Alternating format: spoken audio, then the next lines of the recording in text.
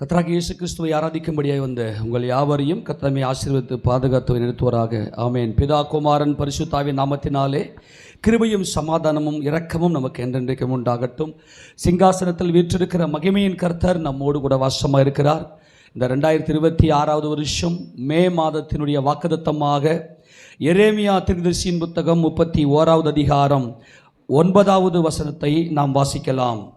அழுகையோடும் விண்ணப்பங்களோடும் வருவார்கள், அவர்களை வழிநடத்துவேன்.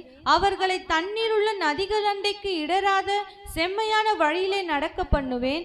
இஸ்ரவேலுக்கு நான் பிதாவாய் இருக்கிறேன், எப்ராயிம் என் சேஷ்ட புத்திரனாய் இருக்கிறான். இங்கே தேவன் நமக்கு கொடுத்த வாக்குத்தத்தம் இஸ்ரவேல். நல்ல கவனிங்க, இஸ்ரவேலுக்கு நான் பிதாவாய் இருக்கிறேன், எப்ராயிம் என் சேஷ்டபுத்திரனாய் இருக்கிறான் என்று ஒரு மாபெரும் வாக்குத்தத்தத்தை இன்னைக்கு ஆண்டவர் நம்முடைய தலையின் மேலே சுமர பண்ணியிருக்கிறார். பயங்கரமான கொதிக்கிற வெயிலில் நல்லா செஞ்சுரி அடிச்சிச்சு இல்லையா வெயில், எல்லாம் 100 தாண்டிருச்சு ஃபாரன்ஹீட்டில் பார்க்கும்போது.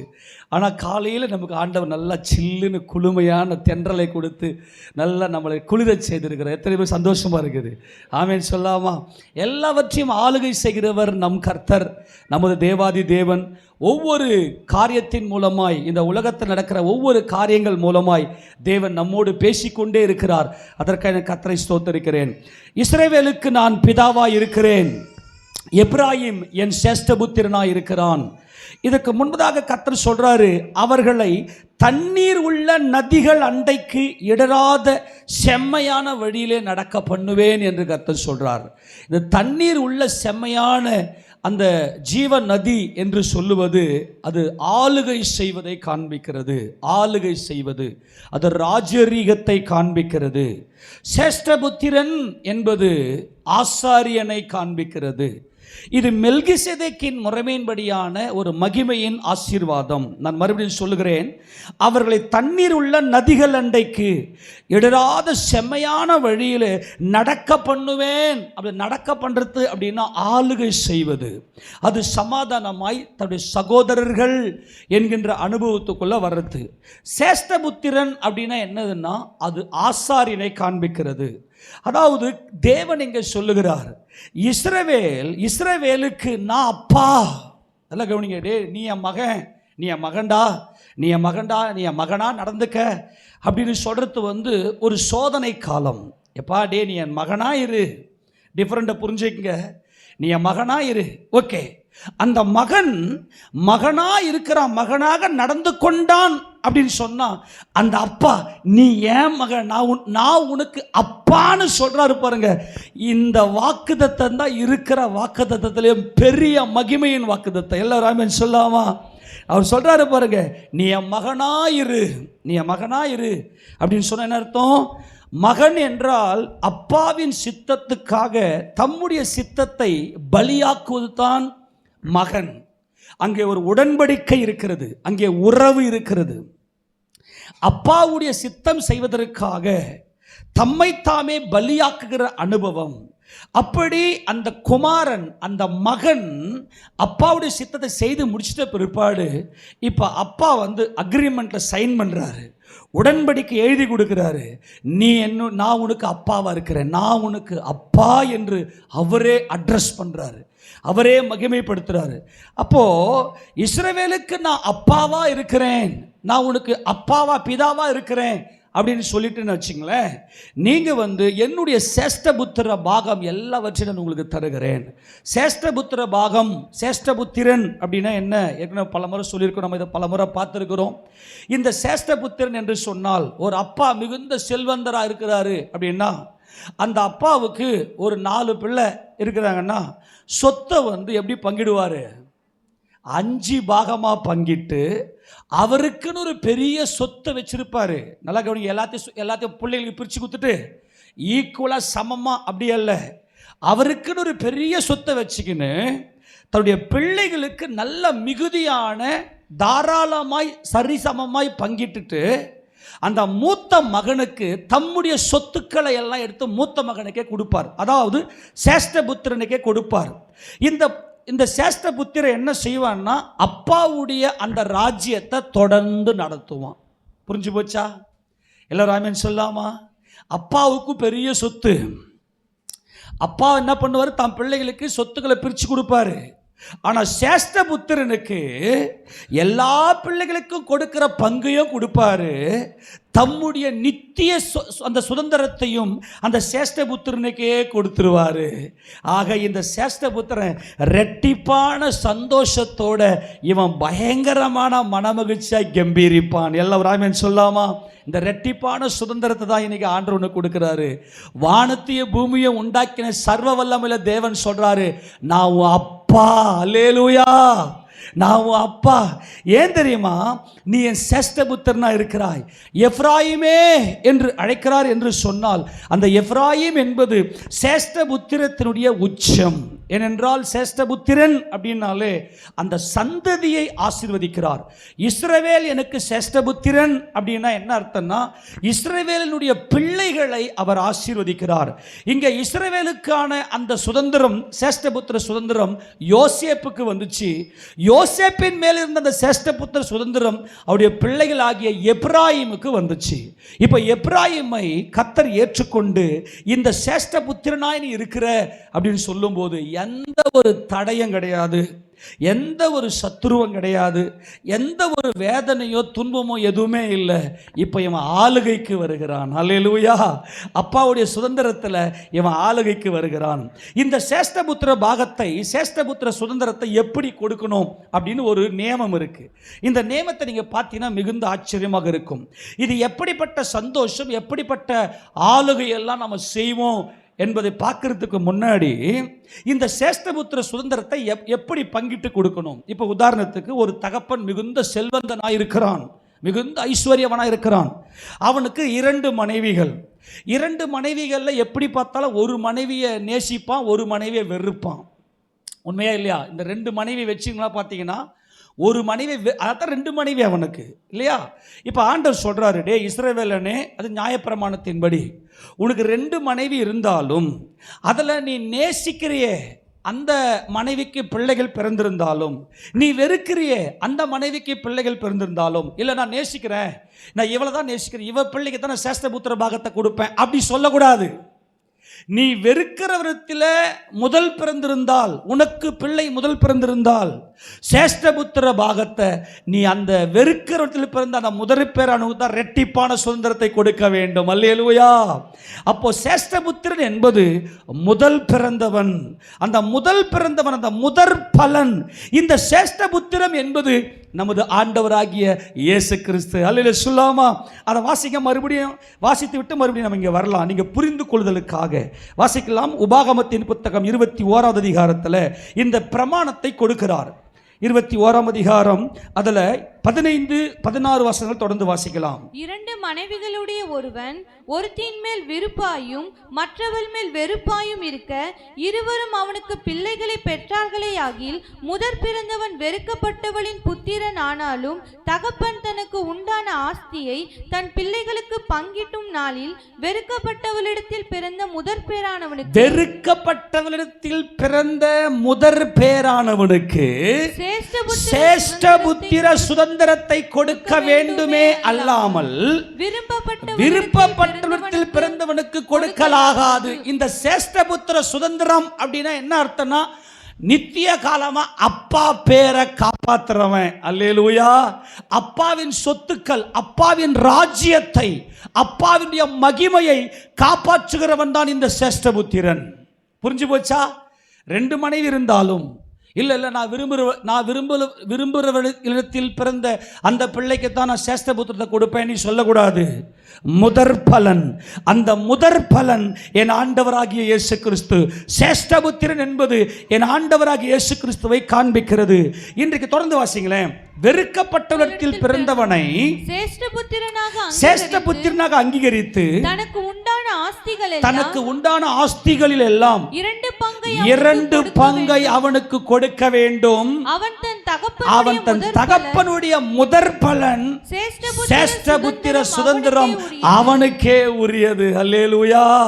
அந்த முதற் பிறந்தா இல்லையா, அந்த அப்பாவுக்கு முதல் பிறந்தா இல்லையா, அந்த மகனுக்கு தான் சேஷ்டபுத்திர சுதந்திரத்தை கொடுக்கணும். 2 பங்கு கொடுக்கணும். எத்தனை பங்கு கொடுக்கணும்? 2 பங்கு. 1 பங்கு எல்லா பிள்ளைகளுக்கும், நல்லா கவனிங்க, எல்லா பிள்ளைகளுக்கும் அப்பா ஷேரிட்டு கொடுக்குறாரு. எல்லா சொத்தையும் அல்ல, அப்பாவுக்கு ஒரு பெரிய அமௌண்ட் வச்சிருப்பார், பெரிய சொத்தை வச்சிருப்பார். இந்த அப்பாவுடைய சொத்தை எடுத்து தொடர்ந்து அப்பாவின் ராஜ்யத்தை நடத்தும்படியாய் அந்த சேஷ்டபுத்திரனுக்கு 2 பங்கு கொடுத்து ராஜ்யத்தை அவன் கையிலே ஒப்பு கொடுப்பான்.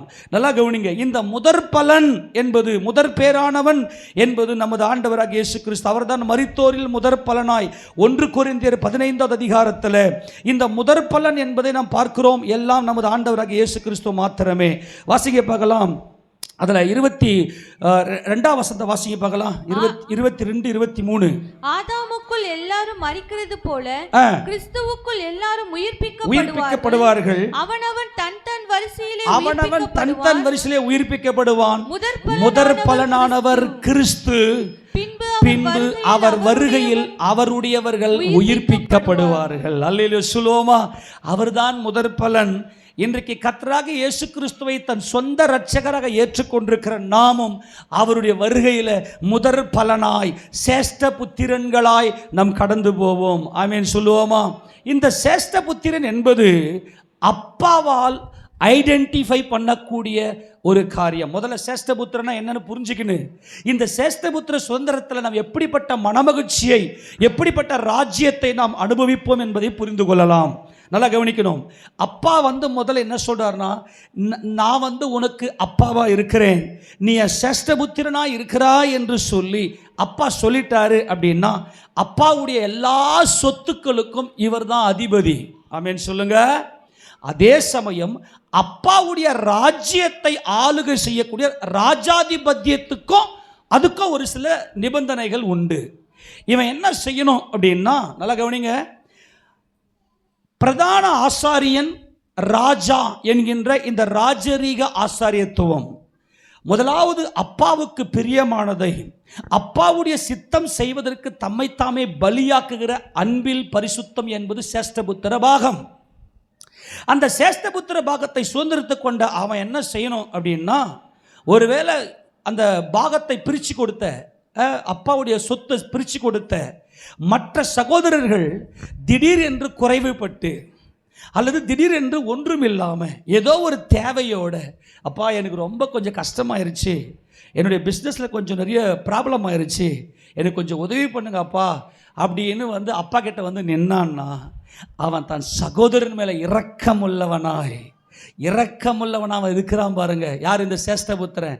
அப்போ தான் அவனுக்கு ஆளுகையே போகும். டிஃப்ரெண்ட் புரியுதா? சேஷ்டபுத்திரன் என்று சொல்லுவது ஆசாரியன். ஆசாரியன் என்பவன் பலியாகிறவன், அப்பாவின் சித்தத்துக்கு பலியாகிறவன். அப்பா இப்ப சொல்றாரு, நீ எனக்கு குமாரனா இருக்கிறாய், நான் உன் அப்பாவா இருக்கிறேன், நீ எனக்கு சேஷ்டபுத்திரனா இருக்கிறாய் என்பது என் சொத்துக்கெல்லாம் நீ அதிபதி. ஆனால் ஆளுகை செய்யக்கூடிய, என்ன அப்பாவுக்கு ஏற்கனவே பெரிய சொத்து இருக்கு. ஆமேனா? அப்பாவுக்கு சொந்தமான, அப்பாவுக்கு பிரியமான, அப்பாவுடைய அதிகாரத்துக்கு உட்பட்ட எதிலையுமே குறைவு ஏற்படாமல் இந்த சேஷ்டபுத்திரன் ஆளுகை செய்ய வேண்டும். டிஃபரெண்ட் புரியுதா? இந்த ஆளுகை தான் யூதாவுக்கு போச்சு. இந்த டிஃபரெண்ட் புரிஞ்சுங்க. முதல்ல சேஷ்டபுத்திரன் என்கின்ற அந்த அனுபவத்துக்குள்ள வந்துவிட்ட நமக்கு எப்படிப்பட்ட இந்த ஆசீர்வாதம் கிடைக்கும்? வாசிங்க பார்க்கலாம் இந்த காரியத்தை. முதல்ல அவர் இஸ்ரவேல் தன்னுடைய குமாரர்களை ஆசீர்வதிக்கும் போது ஆதியாகமத்தின் புத்தகம் 49ஆம் அதிகாரம் 1ஆம் வசனத்தை வாசிங்களேன். யாக்கோபு தன் குமாரரை அழைத்து, நீங்கள் கூடி வாருங்கள், கடைசி நாட்களில் உங்களுக்கு நேரிடும் காரியங்களை அறிவிப்பேன். யாக்கோபின் குமாரரே, கூடி வந்து கேளுங்கள், உங்கள் தகப்பனாக இஸ்ரவேலுக்கு செவி கொடுங்கள். ரூபனே, நீ என் சேஷ்டபுத்திரன், என் சத்துவமும். நல்லா கவனிங்க, நீ என் சத்துவமும் என் முதற் பெலனுமானவன், நீ மேன்மையில் பிரதானமும் வல்லமையில் விசேஷமுமானவன். இதாங்க சேஷ்டபுத்திரன். இயேசு கிறிஸ்துவின் நாமத்தில் இன்றைக்கு சபையே கர்த்தராகிய இயேசு கிறிஸ்துவை தன் சொந்த இரட்சகராக ஏற்றுக்கொண்டு என் ஆண்டவர் தேவனுடைய குமாரன், அவர்தான் முதற் பலன் என்று விசுவாசிக்கிற உங்களை பார்த்து கர்த்தர் சொல்லுகிறார், நீ சத்துவம், நீ முதற் பலன், நீ மேன்மையில் பிரதானமானவன், அப்புறம் நீ வல்லமையில் விசேஷமானவன் என்று சொல்லுகிறார். அப்பாவின் சித்தத்துக்கு தம்மை தாமே ஒப்பு கொடுத்த இந்த யோசேப்புக்கு எப்படி இந்த சேஷ்டபுத்திர பாகம் போச்சு? ரூபனுக்கு தான் சேஷ்டபுத்திர பாகம் வந்திருக்கணும். ஆனால் இந்த சேஷ்டபுத்திர பாகம் எப்படி யோசேப்புக்கு போச்சு என்று சொல்லி 1 நாளாகமம் 5வது அதிகாரம் 1ஆம் வசனத்தை வாசிக்கலாம். 1 நாளாகமம் 5ஆம் அதிகாரம் 1ஆம் வசனத்தை வாசிங்க. ரூபன் இஸ்ரவேலுக்கு முதற் பிறந்த சேஷ்டபுத்திரன். ரூபன் இஸ்ரவேலுக்கு முதற் பிறந்த சேஷ்டபுத்திரன். ஆனாலும் அவன் தன் தகப்பனுடைய மஞ்சத்தை தீட்டுப்படுத்தினபடியினால் கோத்திரத்து அட்டவணையிலே அவன் முதற் பிறந்தவனாக எண்ணப்படாமல் அவனுடைய சேஷ்டபுத்திர சுதந்திரம் இஸ்ரவேலின் குமாரனாக யோசேப்பின் குமாரருக்கு கொடுக்கப்பட்டது. யாருக்கு கொடுக்கப்பட்டுச்சு? யோசேப்பினுடைய குமாரருக்கு கொடுக்கப்பட்டுச்சு. ஏன் யோசேப்புக்கு இந்த சேஷ்டபுத்திர சுதந்திரம் கடந்து போனது என்றால், யோசேப்பு பாடுபட்டவர், யோசேப்பு சிறுமையை அனுபவித்தவர், யோசேப்பு வெட்கத்தை அனுபவித்தவர், யோசேப்பு நிந்தையை அனுபவித்தவர், யோசேப்பு அடிக்கப்பட்ட ஆட்டுக்குட்டியானவர், யோசேப்பு கேவலத்தை அனுபவித்தவர், யோசேப்பு கண்ணீரை சிந்தினவர், யோசேப்பு அங்கே யாக்கோபுடைய வம்ச வரலாறு என்று எழுதப்பட்டிருக்கிறது. ஆதியாகமம் 37ஆம் அதிகாரத்தில் யோசேப், அதாவது யாக்கோபுடைய வம்ச வரலாறுன்னு சொல்லிட்டு உடனே யோசேப்பு அப்படின்னு அங்கே சொல்லப்பட்டிருக்கும். காரணம் என்னன்னு சொன்னா, ஆசாரியன் என்று சொன்னால் தம்மைத்தாமே பலியாக்குகிற அனுபவம். எங்க அப்பாவுடைய ராஜ்யம் நிலையானது என்று சொல்லி யாரெல்லாம் வேதனையில், பயங்கரமான வனாந்தர பாதையில், பயங்கரமான கண்ணீரின் பாதையில் யாரெல்லாம் போய் வராங்களோ அவர்களை பார்த்து கர்த்தர் சொல்றாரு, ஜெயங்கொண்டவர்களை பார்த்து கர்த்தர் சொல்றாரு, நீதான் என்னுடைய குமாரன், நீதான் என் சேஷ்டபுத்திரன், நான் உனக்கு அப்பாவா இருக்கிறேன். எத்தனை பேர் சந்தோஷமா இருக்கிறது? ஒருவேளை யோசேப்பை போல நீங்க பயங்கரமான வனாந்தர பாதையில, உன் குடும்பத்தை விட்டு பிரிக்கப்பட்ட சூழ்நிலையில யோசேப்பை கர்த்தர் எப்படி நடத்தினார்? குடும்பத்தை விட்டு, கூட்டை விட்டு பிரிச்சார், கூட்டை கலைத்தார். குடும்பத்திலேயே போராட்டம் இந்த யோசேப்பை கொண்டு போய் வெறுங்குழிலே போட்டார்கள். அங்கே கதறுகிறார். நல்லா கவனிக்கணும், யோசேப்புக்கு மாத்திரம் ஏன் இந்த சேஷ்டபுத்திர பாகம் போனது என்று சொன்னால், யோசேப்பு தன் சகோதரர்கள் செய்த குற்றங்களை எங்க அப்பாவுக்கு சேதம் வராதபடிக்கு அந்த குற்றங்களை எல்லாம் தன் அப்பாவிடத்தில் சொல்லி வருவார். என் அப்பாவின் ராஜ்யம், நீ என் மகனாயிரு.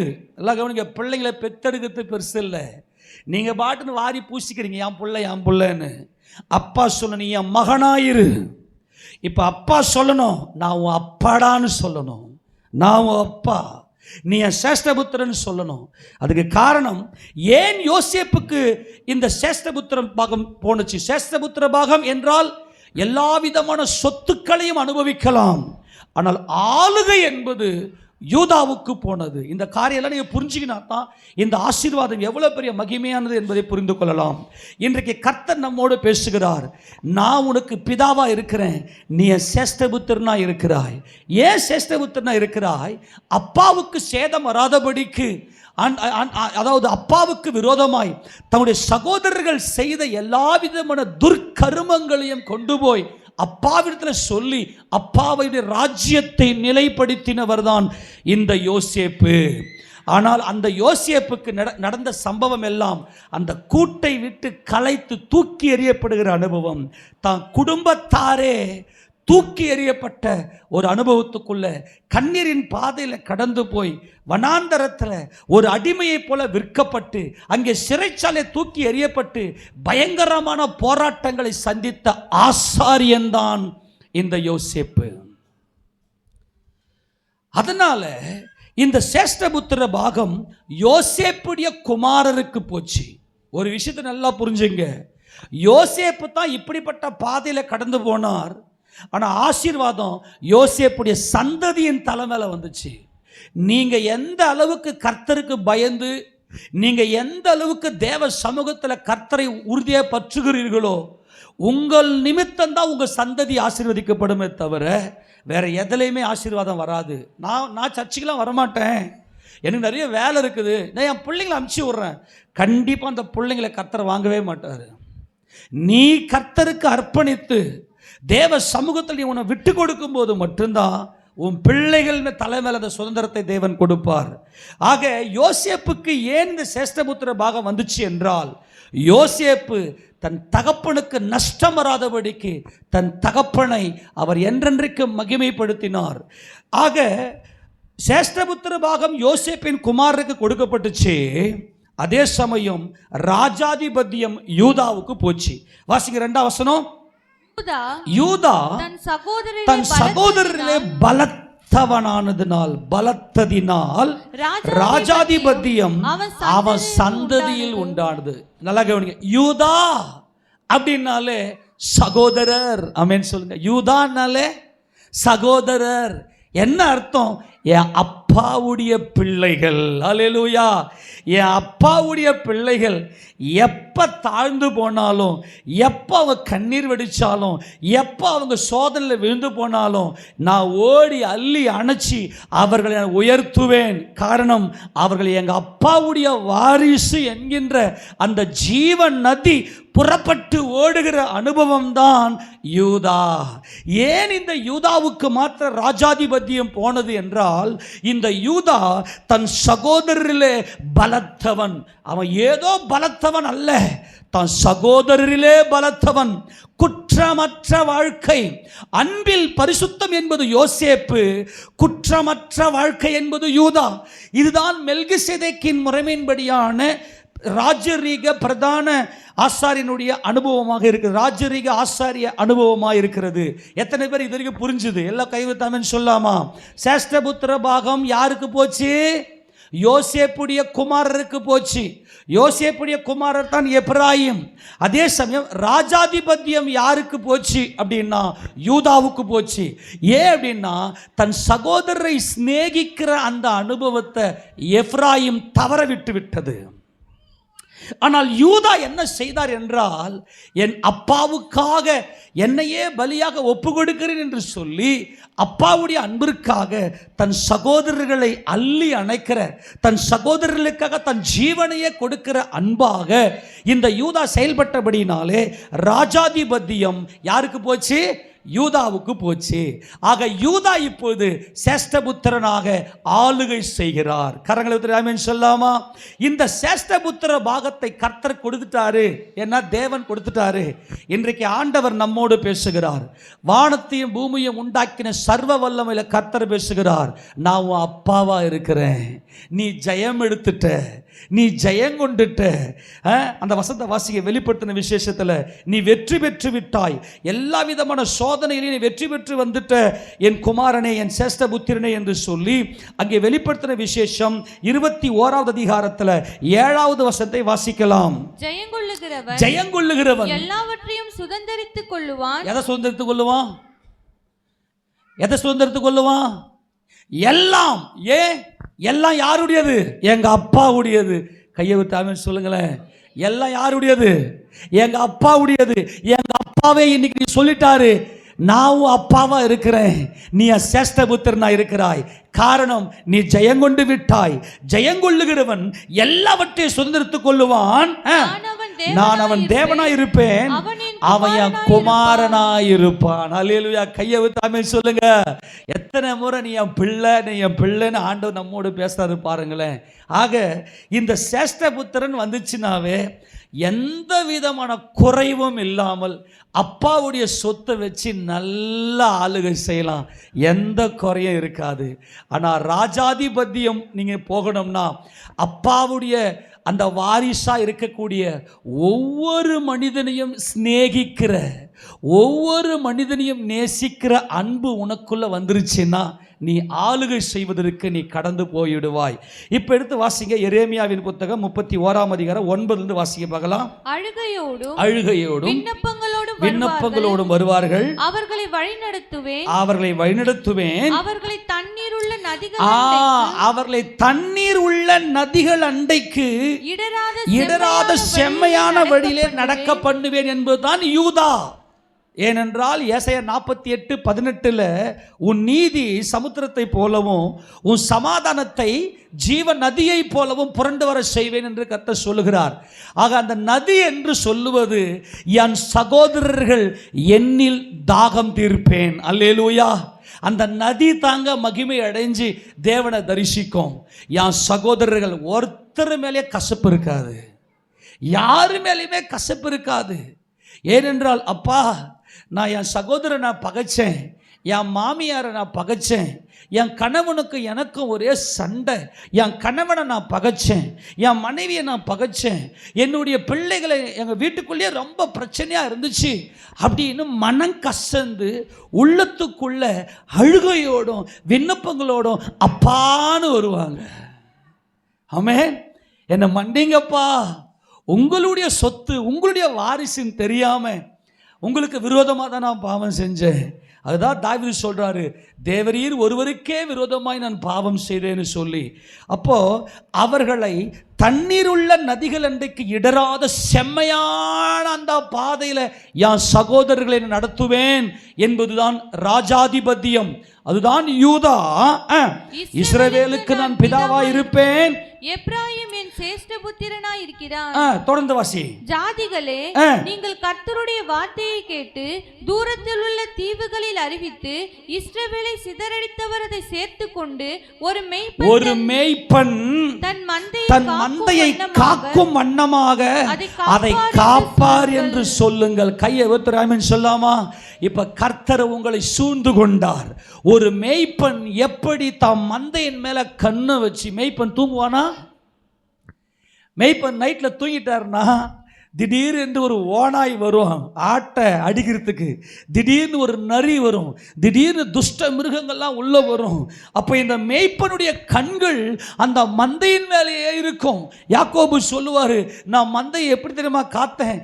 இரவில் பனியிலையும் மழையிலையும் அதாவது பகலில் சூரிய வெளிச்சத்தில் எனக்கு நித்திரை எனக்கு தூரமாக இருந்துச்சு. அப்படியெல்லாம் நான் மந்தையை காப்பாற்றினேன். அதே போலத்தான் இன்றைக்கு கர்த்தர் சொல்லுகிறார், என் மந்தையாக நான் சேர்த்து கொண்டேன், அவர்களை நான் காப்பேன், உங்களுக்கு ஒரு சேதம் வராது. ஆமென் சொல்லாமா? எந்த வியாதியை குறித்தும் பயப்படாதீங்க, எந்த சோதனையை குறித்தும் பயப்படாதீங்க. ஒரு மேய்ப்பன் காக்கிறவண்ணமாய் அவன் தூங்குறான்டானா அவன் மேய்ப்பனா? அவன் தூங்கி எழுந்து பார்த்தா மந்தியே இருக்காது. இஸ்ரவேலை காக்கிறவர் தூங்குவதும் இல்லை உறங்குவதும் இல்லை. அப்பனா என்ன அர்த்தம்? அவர் கண்ணு உமேல வச்சிட்டாரு. அல்லேலூயா. அவர் கண்ணை உமேல வச்சிட்டாரு. தைரியமா நீ போ, எந்த ஒரு சோதனை குறித்து பயப்படாத. இந்த காரியத்தை நான் செய்ய போறேன், இது நடக்குமா இது நடக்காதா? இயேசு கிறிஸ்து சொல்றாரு, போய் செய். ஆமென். ஆபத்து வராது. ஒரு மந்தையை போல நான் காக்கிறேன், நீ என் சேஷ்ட புத்திரன், நான் உன்னை எப்படா கைவிடுவேன்? எப்ராயிமே, எப்படி உன்னை கைவிடுவேன்? நான் எப்படி உன்னை மறப்பேன்? நீ என் சேஷ்ட புத்திரன் அல்லவா? எப்படா உன்னை தண்டிப்பேன்? நீ தப்பு பண்ண கூட அடி கூட மாட்டேன்டா, உன்னை அவனை தண்டிக்க கூட மாட்டேன்டா. ஆமேனா? அதான் ஓசியாவில் சொல்கிறாரு, எப்ராயிமே நான் உன்னை தண்டிக்க மாட்டேன்.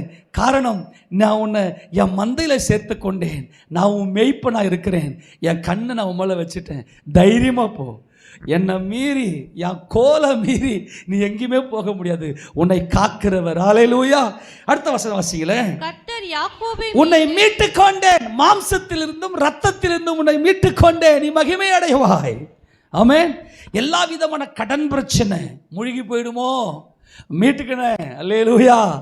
எல்லா சொத்து உனக்கு வந்துருச்சே, இப்ப எல்லாம் எல்லாம் சுதந்திரத்துக் கொள்வாய். அதான் சேஷ்ட புத்திரன். முன்னாடிலாம் ஏதோ கொஞ்சம் கிள்ளி அதெல்லாம் இல்லை, எல்லாம் ஜெயங்கொள்ளுகிறவன் எல்லாவற்றையும் சுதந்திரம். அந்த ஜெயங்கொண்ட அனுபவத்தில் தான் கர்த்தர் சொல்றாரு, நான் அப்பாடா, நீ என் சேஷ்ட புத்திரன்டா. ஆமேனா? அல்லேலூயா. பயங்கர மகிழ்ச்சியாக இருக்குது அந்த வாக்குத்தத்தம். என் உள்ளம் களி கூறுகிறது. கர்த்தருடைய பரிசுத்த நாம் மகிமைப்படுவதாக. கர்த்தர் யாக்கோபை மீட்டு அவனிலும் பலத்தவனுடைய கைக்கு நீங்களாக்கி விடுவிக்கிறார். விடுதலை. எல்லா கட்டுகள், எல்லா பாவக்கட்டுகள், எல்லா சோதனைகள் எல்லாவற்றிலிருந்து விடுதலையை கொடுக்கிறார். அவனிலும் பலவான். அதான் மெயின். அவனிலும் பலவான். என்னால் முடியல. அவன் பெரிய சொத்து வச்சுங்கிறான், நிறைய பணம் வச்சுங்கிறான், நிறைய ஆள் பலம் இருக்கு, அவனை எதிர்க்க என்னால் முடியல. இன்னைக்கு கர்த்தர் சொல்றாரு, நான் உன்னை அவனுக்கு நீங்களாக்கி விடுவிக்கிறேன். அல்லேலூயா, ஆமென் சொல்லுங்களேன். யாக்கோபே, நான் அவன் உன்னிலும் பலத்தவனுடைய கைக்கு. நீ பார்த்தா தமாத்துண்டு. கோலியாத்துக்கு முன்னாடி தாவீது தமாத்துடே பொடியனே. அவன் பார்த்த பார்வையே அப்படிதான். என்னடா நாயை துரத்துற மாதிரி ஒரு குச்சி எடுத்துக்கிட்டு ஒரே ஒரு கோலை, அந்த ஒரே ஒரு கையில் ஒரு கோல் வச்சுக்கிறார் தாவீது. அந்த கோல் என் கர்த்தருடைய வாக்குத்தத்தம். அல்லேலூயா சொல்லாமா? இயேசு ராஜாவுடைய வாக்குத்தத்தத்தை மட்டுமே பார்த்து பார்த்து, ஆண்டவரே எனக்கு இவ்வளோ பிரச்சனை நடக்குது, நீ என் கூட பேசுங்க ஆண்டவரே, என் கூட பேசுங்க ஆண்டவரே. ஆமேனா? எத்தனை பேருக்கு அந்த அனுபவம் இருக்கு? ஆண்டவரே என்னிலும் பலத்தவன் இருக்கிறான், நீ இப்ப சேஷ்ட புத்திரன், எல்லாம் உன்னுடையது, வெற்றி உன்னுடையது. ஆமேனா? எல்லா சூழ்நிலை ஜெயம் உன்னுடையது. எங்க அப்பா சொல்லிட்டாரு, அந்த சராசரிலையும் படைத்த சர்வ வல்லவல்ல தேவன் சொல்லியிருக்கிறாரு, உன்னிலும் பலத்தவனை நீ ஜெயிப்பாய். கையை தட்டி மகிமை செலுத்துங்களேன். அல்லேலூயா. உன்னை ஷேம்படுத்தி, உன்னை வெக்கப்படுத்தி, உன்னை அவமானப்பட்டு பாருங்க, பெரிய பெரிய காரியத்தெல்லாம் கூட நம்ம ஜெயிச்சு வந்துடுவோம். அந்த வெக்கம் இருக்கு பாருங்க, அது அப்படி கூனி குறுகி நம்மளை போய் ஒரு மூலையில் இருட்டில் உட்காந்துருப்போம் தெரியுமா? நிறைய பேர் பார்த்தீங்கன்னா இருளில் போய் அப்படியே லைட்லாம் ஆஃப் பண்ணிட்டு ஒரு மூலையில், ஏன் என்னை விட பலத்தவன் என்னை எதிர்க்கிறான், பலத்த காரியம் எனக்கு முன்னாடி நிற்கிற சேஷ்ட புத்திரன்னா சும்மாவா? உனக்கு இனி எங்கேயுமே தலைகுனிய மாட்டேன். உனக்கு விடுதலை. உன்னிலும் பலத்தவனுடைய கைக்கு உன்னை விடுதலை. உனக்கு முன்னாடி ஒருத்தருமே கிடையாது இனிமே. ஆமென் சொல்லுங்க பார்க்கலாம். ஒரு பெரிய விடுதலையை கர்த்தர் கொடுக்கிறார். அடுத்தது 12 வசனம் தொடர்ந்து வாசிக்கலாம். அவர்கள் வந்து சீயோனின் உச்சியிலே கம்பீரித்து, என ராஜரிக ஆசாரியன். ஏன்னா நல்ல கவனி, நீ சேஷ்டபுத்திரன் அப்படின்னு சொன்னாவே நீ வெக்கத்தை அனுபவிச்சவன், நீ கண்ணீரோடு வந்தவன், நீ கண்ணீரின் பாதையில் வனாந்தரத்தை கடந்தவன். ஆனாலும் உன் மனது முழுக்க எங்கள் அப்பாவுடைய ராஜ்யம். ஆக சேஷ்டபுத்திரன் என்பது ஆசாரியன். அந்த சேஷ்டபுத்திரனுடைய பூரணம் என் சகோதரர்கள்.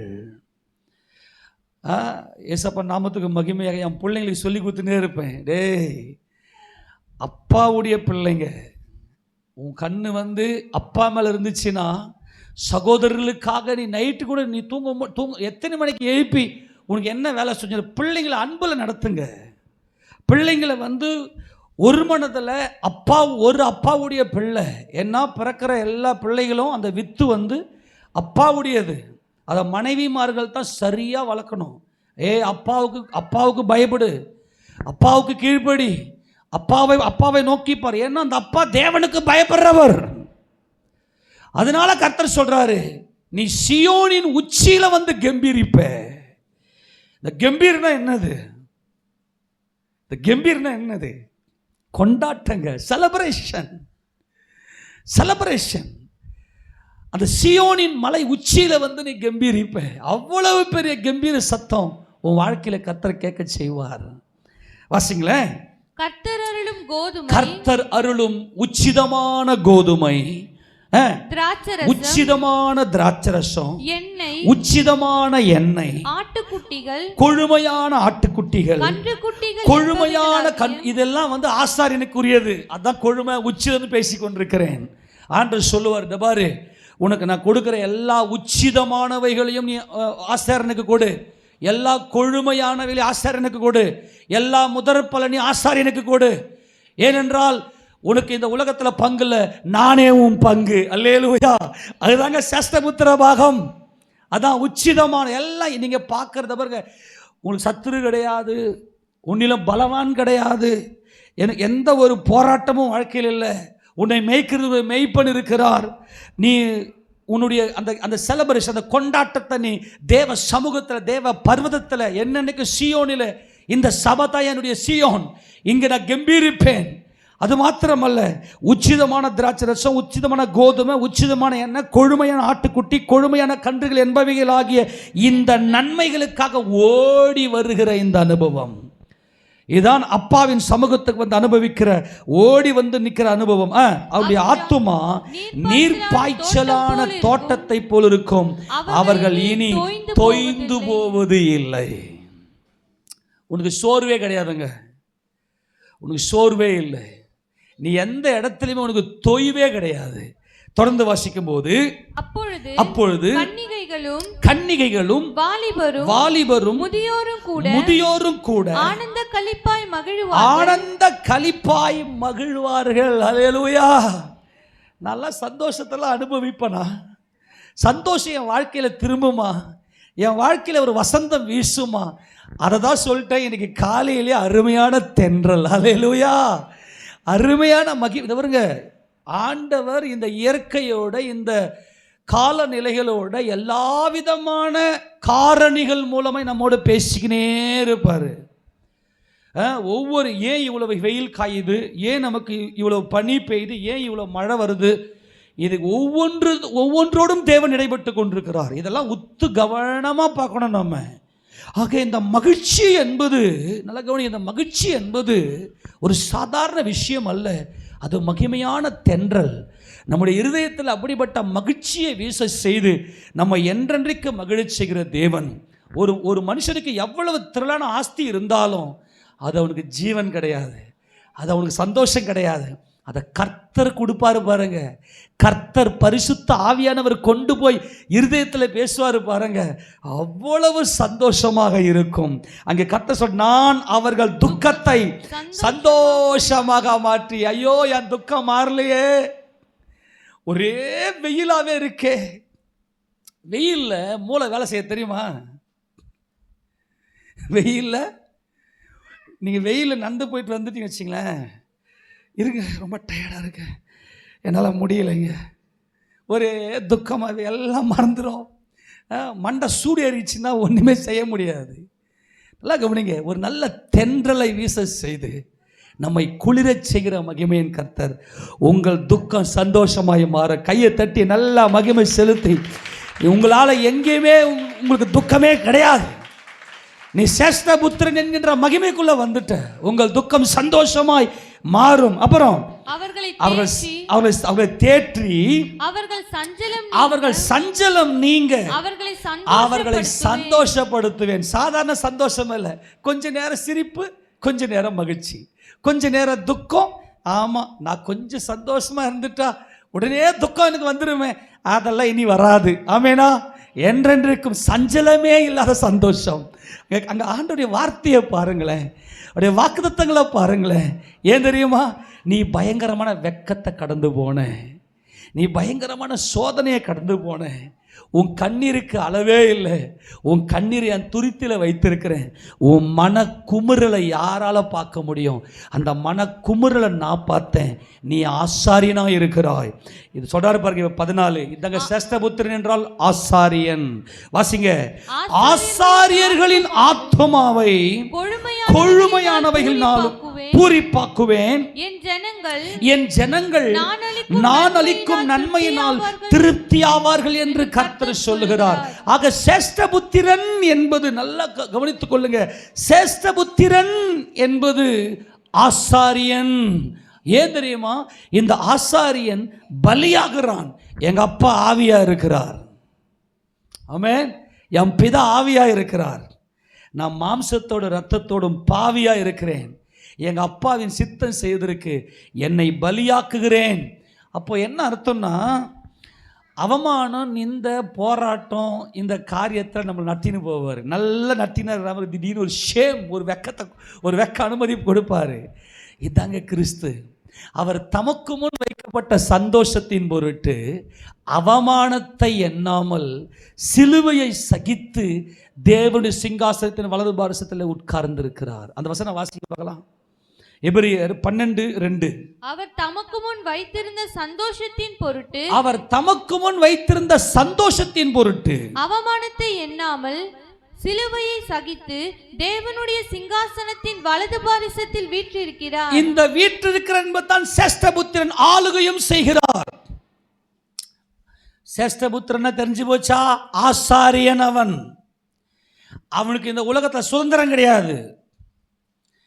அவன் போய் காசு பண்ண சம்பாதிக்க கூடாது. அவன் கர்த்தரே அவனுடைய பங்கு. ஆக அவனுக்கு வெக்கம், அவமானம், நிந்த இதுதான். ஆனால் இப்போ கர்த்தர் சொல்றாரு, நான் உன் அப்பாவா இருக்கிறேன், நீ என் சேஷ்டபுத்திரனா இருக்கிறாய். உன் வெக்கத்துக்கு பதிலாய் சொல்லுங்க விக்டரி. ஹல்லேலூயா. ரெண்டத்தனையான பலன் வரும் என்று கர்த்தர் சொல்லுகிறார். ஆமேனா? உன் வெக்கத்துக்கு பதிலாக ஆசாரியனே அந்த ரெண்டத்தனை பலன் என்பதுதான் இந்த சேஷ்டபுத்திர பாகம். எடுத்து வாசிக்க பார்க்கலாம். இன்னும் ஏசாயா புத்தகம் 61, ஏசாயா 61 6 வாசிங்க, 6-7 வாசிங்க. நீங்களோ கர்த்தரின் ஆசாரியர் என்று சொல்லப்படுவீர்கள். சேஷ்டபுத்திரனா யாரு? ஆசாரியன். அவன் தான் தேவனுக்கென்று வேறு பிரிக்கப்பட்டவன். தேவனுக்கென்று தேவநாமத்தை மகிமைப்படுத்தும்படியாய் வேறு பிரிக்கப்பட்ட ஜீவியத்தில் இருக்கிறவன். இந்த லேவி கோத்திரத்தில் ஆரோனை கர்த்தர் பிரதான ஆசாரனாக தெரிந்து கொண்டாரே, அதுதான் மகிமை. அதுதான் அவன் தான் சேஷ்டபுத்திரன். இந்த ஆரோன் ஒரு சேஷ்டபுத்திரனான ராஜாதிபத்தியம் யூதா கோத்திரத்துக்கு கடந்து போனது. ஏனென்றால் யூதா தன் சகோதரருக்குள்ளே பலத்தவன். ஆக இந்த சேஷ்டபுத்திர பாகமும் இந்த ஆளுகையும் யூதாவுக்கு அங்கே கடந்து போகிறது. தொடர்ந்து வாசிக்கலாம். நீங்கள் கர்த்தரின் ஆசாரியர் என்று சொல்லப்படுவீர்கள். உங்களை நமது தேவனுடைய பணிவிடைக்காரர் என்பார்கள். தேவனுடைய பணிவிடைக்காரர் என்பார்கள். நீங்கள் ஜாதிகளின் செல்வத்தை அனுபவித்து, ஏன்னா உங்களுக்குன்னு என்ன கிடையாது? செல்வம் கிடையாது. ஆனால் நீங்கள் ஜாதிகளின் செல்வத்தை அனுபவித்து அவர்கள் மகிமையை கொண்டு மேன்மை பாராட்டுவீர்கள். உங்கள் வெட்கத்துக்கு பதிலாக ரெண்டத்தனையாய் பலன் வரும். எந்தெந்த இடத்துல நீ வெட்கப்பட்டையோ அதே இடத்துல கர்த்தர் ரெண்டத்தனையான பலனை, இந்த ரெண்டத்தனையான பலன் என்பது தான் சேஷ்டபுத்திர சுதந்திரம். இந்த சேஷ்டபுத்திர சுதந்திரத்தை கர்த்தர் நமக்கு கொடுத்து உங்கள் வெட்கத்துக்கு பதிலாக ரெண்டத்தனையான பலன் வரும்.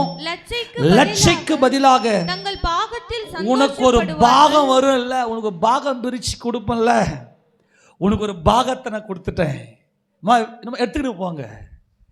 உங்களுக்கு ஒரு பாகத்தை கொடுத்துட்டேன். என் பாகம் உனக்கு தான். இந்த சர்வ வல்லமை, இந்த சர்வமும் என்னுடையது. நீ என் சேஷ்டபுத்திரனா இருக்கிறதுனால என் பாகத்தை நான் உனக்கு கொடுத்துட்டேன். கையை தட்டி நல்லா எதை குறித்த கவலைப்படாதீங்க. உங்களை குறித்த தேவ நோக்கம் சரியாய் நிறைவேறும். என் பாகத்தை நான் உங்களுக்கு கொடுத்துட்டேன். தன் பாகத்தில் சந்தோஷப்படுவீர்கள். அது நிமித்தம் தங்கள் தேசத்தில் இரட்டிப்பான சுதந்திரம் அடைவார்கள். நித்திய மகிழ்ச்சி அவர்களுக்கு உண்டாய். இரட்டிப்பான சுதந்திரம்.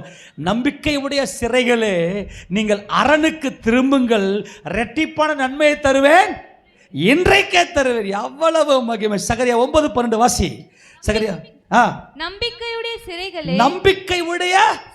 சிறைகளே அப்படின்னா பாடுபட்டியே என் குமாரனே, அப்பாவின் சித்தத்துக்காக உன் சித்தத்தை பலியாக்கினியே, நீ சிறையிருப்புக்கு போனியே. நம்பிக்கை உடைய சிறைகள். என்ன நம்பிக்கை? எங்க அப்பா ராஜ்யம் நிலையானது, நித்தியமானது. அதனால நித்திய சந்தோஷம், நித்திய மகிழ்ச்சி உன் தலையின் மேல வைக்கிறேன் என்று கர்த்தர் சொல்கிறார். இந்த சந்தோஷத்தை ஒருத்தனை எடுக்க முடியாது. ஆமேனா? அதாங்க சொல்ற நம்பிக்கையுடைய சிறைகளே, நீங்கள் அரணுக்கு திரும்புங்கள், இரட்டிப்பான நன்மையை தருவேன். என்னைக்கு தர போறாருங்க? இன்னைக்கே உங்க கண்ணு பார்க்க போகுது. ஆமேனா? இன்னைக்கே உங்க கண்ணு இதுவரைக்கும் தடைபட்டு போன எல்லாவற்றையும் உங்க கண்கள் பார்க்க போகிறது. ஏனென்றால் இந்த ராஜாதிபத்தியம் என்பது யூதாவின் வம்சத்துக்கு தான் சேரும். அது தாவீதுக்கு தான் சேரும். இந்த தாவீது தான் என்ன பண்ணார்னா ராஜரீக ஆசாரியனாய் செயல்பட்டார். அதனால ராஜாதிபத்தியத்தை அவர் தட்டின்னு போயிட்டாரு. ஆனால் இந்த யோசேப்பினுடைய வம்சமாகிய எப்ராயிமர் என்ன செய்தார்கள் என்றால், அவர்கள் இஸ்ரவேல் என்னுடைய சேஷ்டபுத்திரன் எப்ராயிமுடைய சேஷ்டபுத்திரன் என்று கர்த்தர் சொன்னாலும் இந்த முழு இஸ்ரவேலையும் ஆளுகை செய்கிற ராஜாதிபதியம் யூதா கோத்திரத்தை சேர்ந்த தாவீதுக்கு ஏற்பட்டது.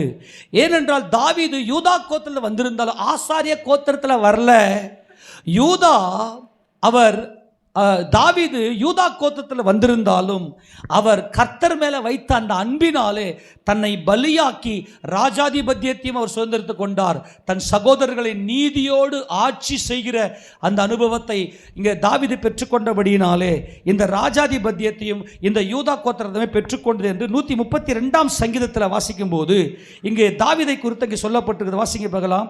132வது சங்கீதத்தில் 9-10 வசந்த வாசிங்க பார்க்கலாம். உம்முடைய ஆசாரியர்கள் நீதியை தரித்து உம்முடைய பரிசுத்தவான்கள் கம்பீரிப்பார்களாக. இவதான் சேஷ்டபுத்திரர்கள். உம்முடைய ஆசாரியர்கள் என்று சொல்லுவது சேஷ்டபுத்திரர்கள். நீதியை தரிக்கிறார்கள், அவர்கள் பரிசுத்தவான்கள், கம்பீரிக்கிறார்கள். நீர் அபிஷேகம் பண்ணுவித்தவனின் முகத்தை உமது தாசனாகிய தாவீது நிமித்தம் புறக்கணித்தார். ஆக இந்த அந்த 9வது வசனம் ஆசாரியன், 10வது வசனம் ராஜா. இந்த சேஷ்டபுத்திர சுதந்திரத்தை அங்கே தாவீது பெற்றுக்கொள்ளுகிறார். ஏனென்றால் தன் சகோதரனுக்காக இரக்கம் பாராட்டுகிற தன் சகோதரன் என்பது குற்றமில்லாத இந்த வாழ்க்கை. ஆக இந்த யூதாவும் இந்த எப்ராயிமையும் நான் ஒன்றாக்கி நித்திய காலமாக இவளை மனமகிழ்ச்சியை வைப்பேன் என்று சொல்லி வைக்கிறார். அதே போல யோசபாத்து தன்னுடைய பிள்ளைகளுக்கு பாகத்தை பிரித்து கொடுக்கும்போது எல்லாருக்கும் நல்ல உச்சிதங்களை கொடுத்தாரு. ஆனால் யோராம் தன்னுடைய சேஷ்டபுத்திரனா இருந்தபடினாலே ராஜாதிபத்தியத்தை அங்கே யோசபாத் யோராமுக்கு கொடுத்தார். அந்த வசனத்தை வாசித்து இன்னொரு வசனத்தை சொல்லி நம்ம முடிக்க போகிறோம். வாசிக்க பார்க்கலாம். 2 நாளாகமத்தின் புத்தகம் 21வது அதிகாரம் அதில் 1 வாசிப்பகலாம்.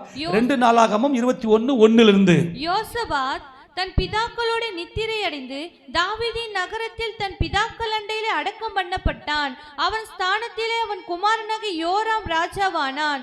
அவனுக்கு யோசபாத்தின் குமாரராகிய அசரியா, ஏகியேல், சகரியா, அசரியா, மிகாவேல், செப்பத்தியா என்னும் சகோதரர் இருந்தார்கள். இவர்கள் எல்லாரும் இஸ்ரவேலின் ராஜாவாக யோசபாத்தின் குமாரர். அவர்களுடைய தகப்பன் வெள்ளியும் பொன்னும் உச்சிதங்களுமான அநேக நன்கொடைகளையும் யூதாவிலே அரணான பட்டணங்களையும் அவர்களுக்கு கொடுத்தார். நல்லா கவனிங்க, சேஷ்டபுத்திர பாகத்தை நல்லா புரிஞ்சுக்கங்க. இத்தனை பிள்ளைங்க அவனுக்கு இருக்கிறாங்க, அவங்களுக்கு நல்ல உச்சிதங்கள், நல்ல பொன்னையும் கொடுக்குறான். நல்லா கவனிங்க, நல்லா யோசபாத் ராஜா வெள்ளியும் பொன்னும் உச்சிதங்களும் கொடுத்து பிரிச்சுக்கு வச்சிடறாரு. ஆனா இவருக்கு ஒரு ராஜ்யம் இருக்குது, இது எல்லையில்லாத சொத்து அவர் வச்சிருக்கிறாரு. அதுக்கு யாரை சேஷ்டபுத்திரனாக நியமிக்கிறார்? வாசி. யோராம் சேஷ்டபுத்திரனானபடியினால் அவனுக்கு ராஜ்யத்தை கொடுத்தான். ஹல்லேலூயா. இந்த ராஜ்யத்தை ஏன் பெறுகிறாங்க? அவங்க உள்ளத்துல ஜீவன் நதி புறப்பட்டு ஓடுகிறது, சமாதான நதி புறப்பட்டு ஓடுகிறது. தன் சகோதரர்கள் தாகம் தீர்க்கப்படுகிறார்கள். ஆமேனா? யார் மேலேயே கசப்பு இல்லாமல் இருந்துச்சுன்னு வச்சுங்க, வருகையில் போயிடுவீங்க. நீங்கள் வருகையில் போகணும்னா சேஷ்டபுத்திர பாகத்தை சுதந்திரத்து கொண்டு ராஜாதிபத்தியத்துக்கு நீங்கள் போகணும்னா நீங்கள் இறங்கி பணிவிட செய்வீங்கன்னு வச்சுங்களேன், அவர்களுக்கு தேவன் மகிமையை கொடுக்கிறார். ஆக இந்த எப்ராயிமையும் யூதாவையும் ஒன்றாக்கி அவர்களுக்கு எப்படிப்பட்ட கலிகூறுதலை கொடுக்கிறார் என்று சொல்லி சகரியா புத்தகத்தில் வாசித்து நாம் முடிக்கிறோம். ஆக இந்த சேஷ்டபுத்திர பாகத்தை தேவன் இப்படியாய் பங்கிட்டு ஒவ்வொன்று கொடுக்கிறார். 10ஆம் திருப்பி கொள்ளுங்க. சகரியா 10வது அதிகாரத்தில் அங்கே அவங்க எப்படிப்பட்ட ஆளுகைக்கினராக போறாங்க 4 வாசிக்க போறோம். சகரியா 10:4 தொடர்ந்து வாசித்து முடிக்க போகிறோம். அவர்களில் இருந்து கோடிக்கல்லும் அவர்களில் இருந்து கூடார முளையும் அவர்களில் இருந்து யுத்த வில்லும் வரும். அவர்களில் இருந்து ஆளுகிற யாவரும் ஏகமாய் புறப்படுவார். ஆளுகை செய்கிற ராஜாக்களாய் மெல்கிசேதேக்கின் முறைமையின்படியான ராஜரீக ஆசாரியத்துவம் உடையவர்களாய் ஆளுகிறவர்கள் புறப்படுவார்கள். சபையே, தேவ சபையே, தேவனுடைய ராஜாக்களாய் நாம் என்றென்றைக்கும் தேவ ராஜ்யத்தை ஆளுகை செய்ய போகிறோம். ஏனென்றால் நம்ம கையில கோடி கல் இருக்கிறது. இந்த கல் பரீட்சிக்கப்பட்ட கல். கூடார முளை, கூடார ஆணி, அந்த முளை என்று சொன்னால் ஆணி, கூடார ஆணி. ஏனென்றால் இவர்கள் பலியானவர்கள், இவர்கள் பலியானவர்கள், இவர்கள் ஆளுகிறவர்களாக ஏகமாய் ஒன்றாய் புறப்படுவார்கள். அவர்கள் யுத்தத்திலே தங்கள் சத்துருக்களை வீதிகளின் சேற்றில் மிதிக்கிற பராக்கிரமசாலிகளை போல இருந்து யுத்தம் பண்ணுவார்கள். எப்படி யுத்தம் பண்ணுவாங்களாம்? உன் எதிரிகளை, உன் சத்துருக்களை சேத்தல போட்டு மிதி மிதி மிதி மிதி மிதி மிதிக்கிற அந்த அதிகாரத்தை தேவன் கொடுக்கிறார். அல்லேலூயா. நீ தோக்கவே மாட்டீங்க எங்கேயுமே. அடுத்தது, கர்த்தர் அவர்களோட கூட இருப்பார்.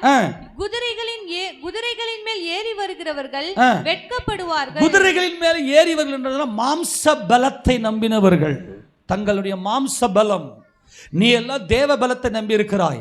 மாம்ச பலத்தில் உன்னோடு யுத்தம் பண்ணுகிறவர்கள் வெட்கப்பட்டு போய் விடுவார்கள். இதுதான் சேஷ்டபுத்திர பாகமிக ராஜாதிபத்தியத்தினுடைய அதிகாரம். நான் யூதா வம்சத்தாரை பலப்படுத்தி யோசேப்பு வம்சத்தாரை ரட்சித்து அவர்களை திரும்ப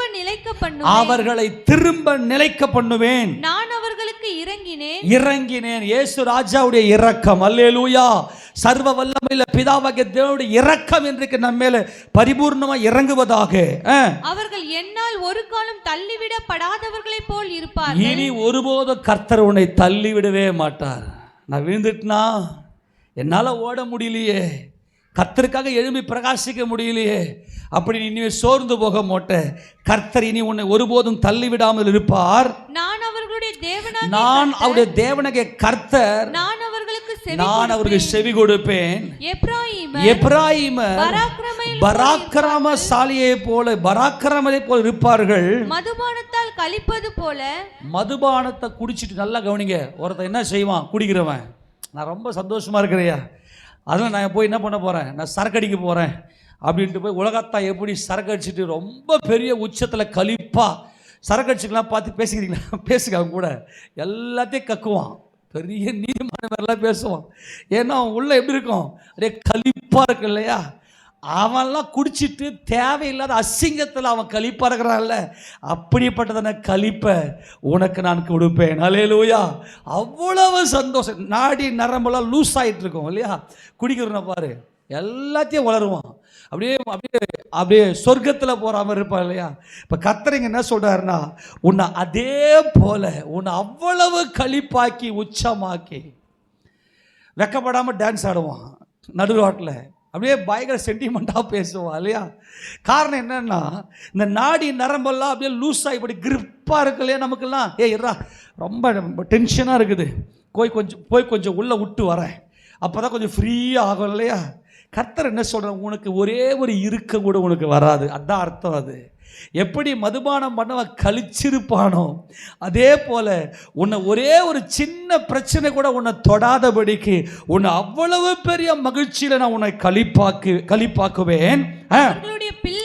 அவளுடைய இதயம் களிப்பா இருக்கும். அவன், நான் சொல்றது புரிஞ்சுக்கணும்.